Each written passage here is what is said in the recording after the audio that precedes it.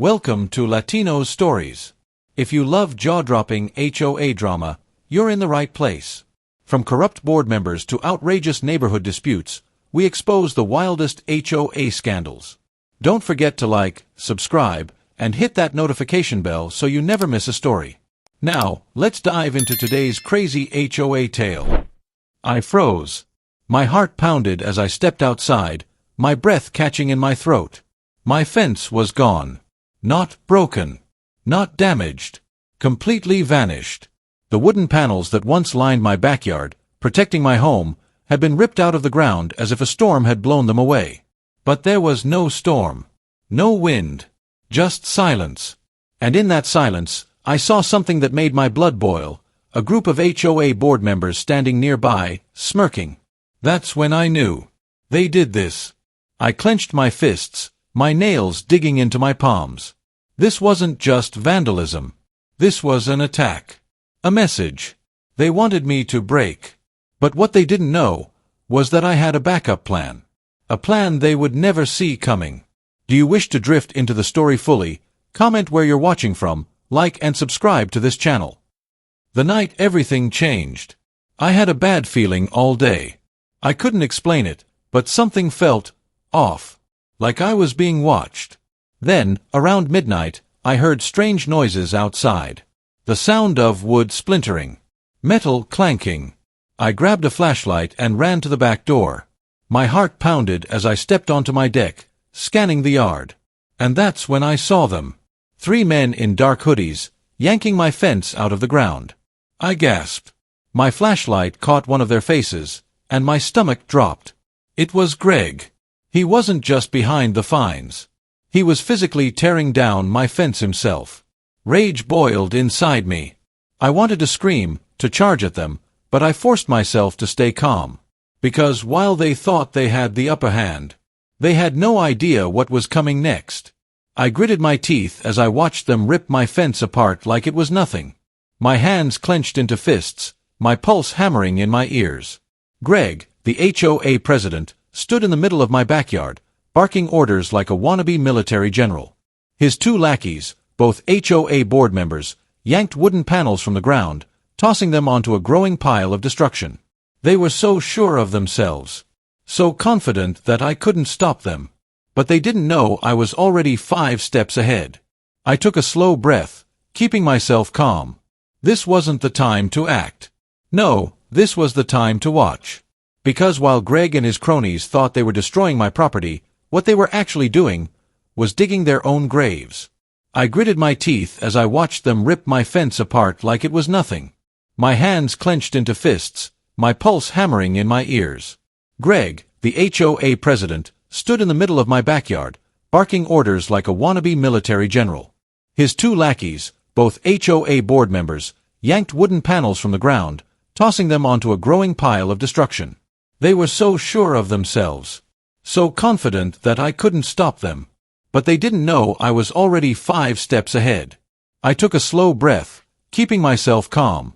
This wasn't the time to act. No, this was the time to watch.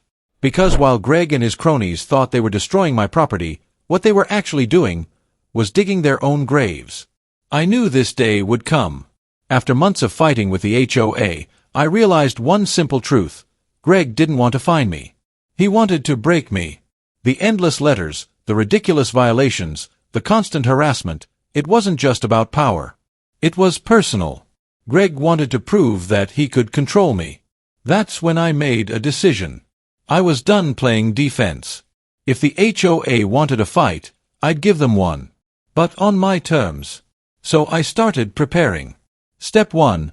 Reinforce the fence. I knew they'd try to take it down, so I dug the posts deeper, filled them with reinforced concrete, and even secured hidden metal brackets inside the wood. They could rip, they could pull, but they wouldn't get far before things got dangerous. Step 2.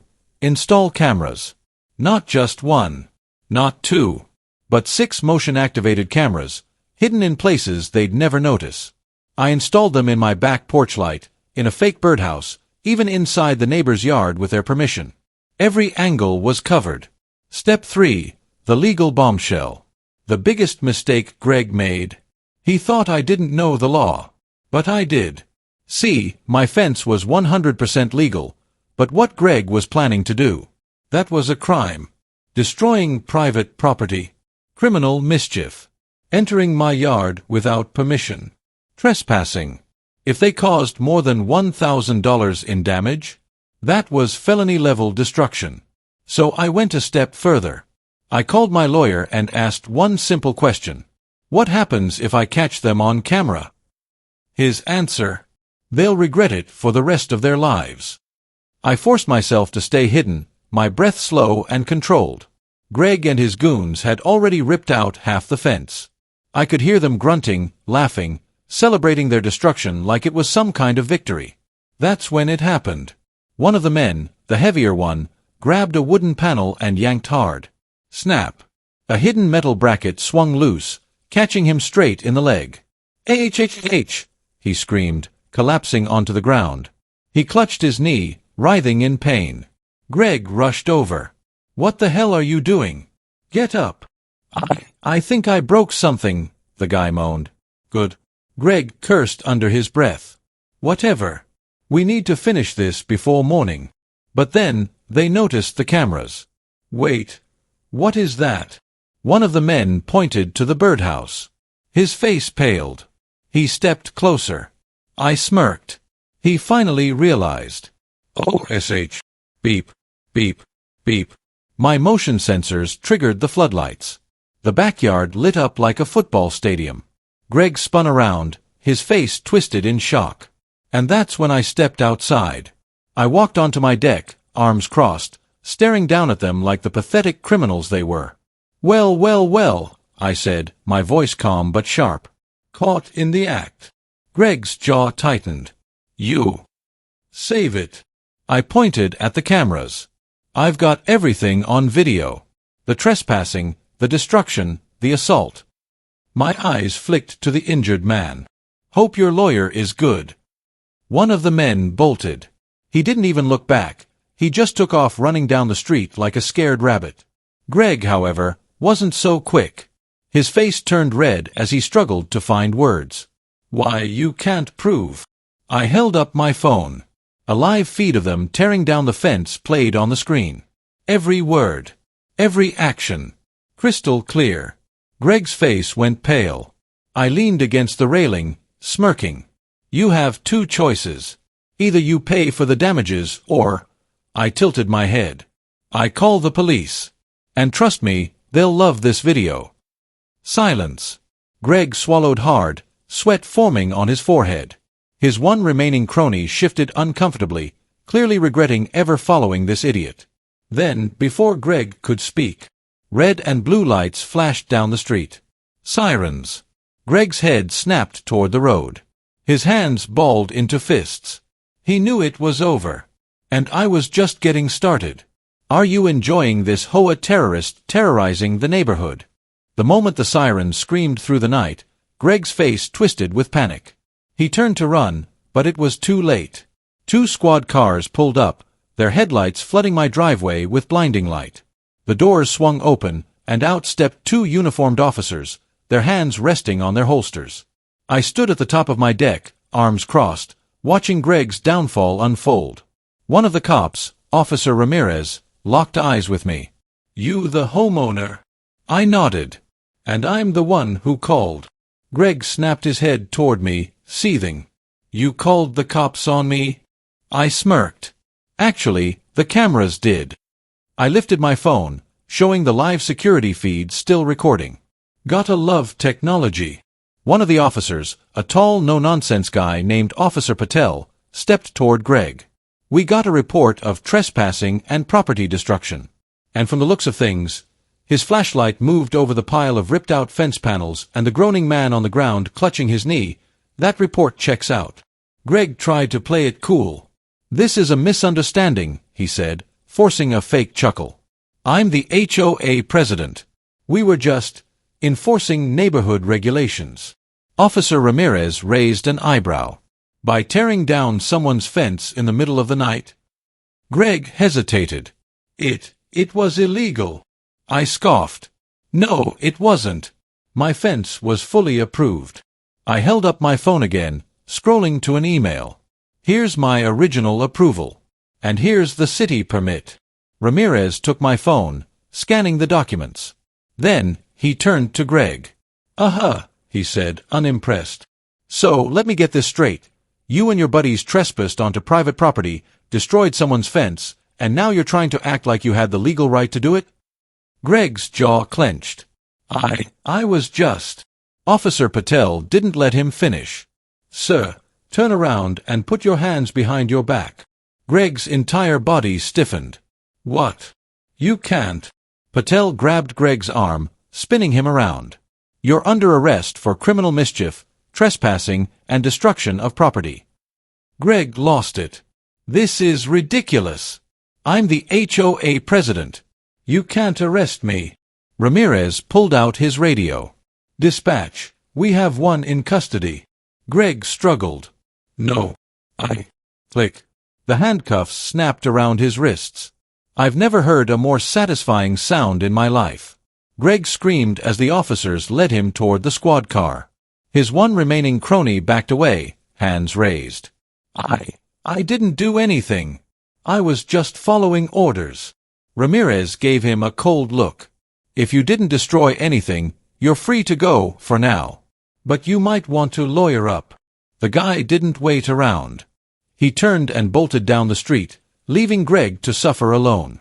I walked down from my deck, arms still crossed. Greg, now shoved into the back of the police car, glared at me with pure hatred.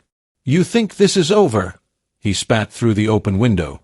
You have no idea who you're messing with. I leaned down, resting my arms on the door. Oh, I think I do, I said with a smirk. You're a pathetic HOA president who thought he was above the law. And now, you're nothing but a criminal. Greg's face burned red with rage. The officer shut the car door. Slam. I stood there, watching as the squad car pulled away. Greg's furious eyes locked on me until he disappeared down the street. And just like that, the HOA lost its king. The next morning, the entire neighborhood was buzzing. Word spread fast. Neighbors whispered on their lawns. Some actually cheered when they heard Greg got arrested. Others, his loyal followers, tried to spin the story, claiming it was all a misunderstanding. But the evidence... It was airtight. Greg was facing real charges, and the HOA was scrambling. Then, I got an email. It was from the HOA Vice President, Sandra Mitchell. Subject, immediate fence removal required. Due to last night's incident, the HOA board has voted to require the immediate removal of your fence. Failure to comply will result in daily fines of $1,000 until the structure is taken down. This is non-negotiable. I stared at the screen, in disbelief. They were still trying to win. They thought Greg's arrest didn't change anything. But they had no idea what I had planned next. Because I wasn't just going to keep my fence. I was going to take the HOA down with it. I stared at the email, my fingers tightening around my phone. Even after Greg got hauled off in handcuffs, the HOA still had the audacity to think they could control me. But what really made me laugh? They thought I was scared of fines. I took a deep breath and hit reply. Subject, immediate fence removal required. Thank you for your email. Unfortunately, my fence was illegally destroyed by members of your board, which I have video evidence of. Since you are now demanding its removal, I assume you are admitting responsibility for its destruction. My lawyer will be in touch regarding damages, legal fees, and a lawsuit for harassment. See you in court. I hit send. Then, I smiled. They had no idea what was coming. It didn't take long for the fallout to begin. By the next afternoon, I noticed HOA board members huddled in a tense conversation near the community center. Every time I walked by, their eyes darted away. They knew they were in trouble. And then, the final straw. A letter arrived on my doorstep. This time, it wasn't another fake violation notice. It was an official summons. The HOA was suing me. I laughed out loud. They were actually suing me. After their own president was arrested for destroying my property. Unbelievable. I ripped open the envelope, scanning the ridiculous claims. Unapproved structure violating HOA policy. My fence was already approved. Damage to community aesthetic. Greg did the damage, not me. Failure to comply with HOA directives. Directives that were illegal. This wasn't just a lawsuit. This was a desperate last-ditch effort to scare me. But they made one fatal mistake. They put everything in writing, which meant, in court, they were going to lose. Before I did anything else, I made one very important call. To my lawyer. Within minutes, I was sitting across from Ethan Clark, a man who looked like he ate lawsuits for breakfast. After I explained everything, Greg's arrest, the fines, the lawsuit, he leaned back, his fingers steepled. Then, he chuckled. They really walked into this one, he said. Not only do we have proof of their crimes, but now they're trying to legally threaten you? That's harassment. Retaliation. We can countersue. I grinned. And what happens if we do? Ethan's smirk grew. Oh, we won't just make them drop the lawsuit. We'll bury them. And that's when I told him my secret backup plan. See, while the HOA was busy harassing me, I had been digging into them. And what I found was a financial disaster waiting to explode. For weeks, I had been going through public records, trying to find any dirt on the HOA. And it didn't take long. Greg's leadership had been a disaster. The HOA fined homeowners for everything, but where did the money go? Not to maintenance. Not to improvements. The HOA's financial reports were a mess, full of miscellaneous expenses that made 0 sense. But the real kicker. I found a missing $50,000. Money that was collected from homeowners but never accounted for. I showed Ethan the documents. He whistled. This, he said, tapping the papers. This isn't just mismanagement. This could be embezzlement. I grinned. And if we expose it? He leaned forward, eyes glinting. The HOA won't just lose this lawsuit. They'll be shut down for good. 2 days later, my lawyer sent an official counter-lawsuit. Not just against the HOA. Against every single board member involved. Greg. Getting sued. Sandra, the vice president. Getting sued. Every board member who signed off on those fines. Getting sued. And when they received the legal notice, they freaked. Oh. The next morning, I saw 2 board members arguing in front of Sandra's house. One of them stormed off, looking ready to quit. By noon, I got an email. Subject, urgent HOA meeting tonight. All homeowners are required to attend an emergency meeting regarding recent legal actions. They were panicking. And at that meeting, I was going to deliver the final blow. The HOA clubhouse was packed. For the first time in years, almost every homeowner in the neighborhood had shown up. Usually, these meetings were just a few board members making rules no one agreed to, but not tonight. Tonight, everyone wanted answers. The board members sat at the front of the room, looking visibly shaken. Sandra, now acting as president in Greg's absence, kept adjusting her glasses and whispering to the treasurer, a nervous-looking man who was sweating through his shirt. I walked in calmly, confidently. I had everything I needed to take them down. The second I took my seat, Sandra stood up, tapping the mic. Ahem, thank you all for coming, she said, forcing a smile. As many of you know, recent events have created a bit of a misunderstanding between the HOA and some homeowners. I smirked. A misunderstanding?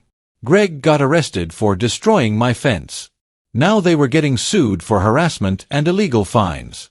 And they were still trying to act like they were in control. Sandra cleared her throat. We want to assure you that the HOA remains strong and that these issues will be resolved quickly. However, she glanced at me, her eyes hardening, we cannot allow homeowners to challenge the authority of this board. The lawsuit against Mr. Carter is necessary to protect the integrity of our community. A few of Greg's loyal supporters murmured in agreement, but most of the room looked unconvinced. Some even scoffed. That's when I stood up. Funny, I said, my voice carrying across the room. Because I have proof that the HOA isn't protecting the community at all. Silence. Sandra's smile froze. Excuse me. I pulled a thick folder from my bag, holding it up. These are the HOA's financial records, I said. public documents. And based on these numbers, it looks like about $50,000 is missing. Gasps echoed through the room. Sandra's face went pale. That's absurd, she stammered. I flipped open a page and read out loud. Last year, homeowners were fined over $80,000 total. Yet, maintenance costs were only $10,000. And another $20,000 went to vague expenses labeled consultation fees. I looked directly at the treasurer. Can you explain where the rest of the money went? All eyes turned to him. He froze. Then, he did the dumbest thing possible. He stood up and ran. Literally. Bolted for the door. The room erupted. People shouted in confusion. Some demanded answers. Others took out their phones, recording everything. Sandra tried to regain control. This is ridiculous. These are baseless accusations, she snapped. I smiled. Oh, really? Then, I played the recording. The night Greg destroyed my fence, I recorded everything. But what most people didn't know. Greg had bragged about the HOA's shady finances while tearing my fence down. And now, his own words were playing over the clubhouse speakers. I could make these fines disappear, but then how would we afford our bonuses, huh? We make the rules. Homeowners just pay. You think those fines go to the neighborhood? Please. They go right into the board's pockets. The room exploded. Homeowners yelled in fury. People turned to Sandra, demanding explanations. Some even called for her resignation on the spot. I leaned in, watching Sandra's face turn a deep shade of panic. Checkmate.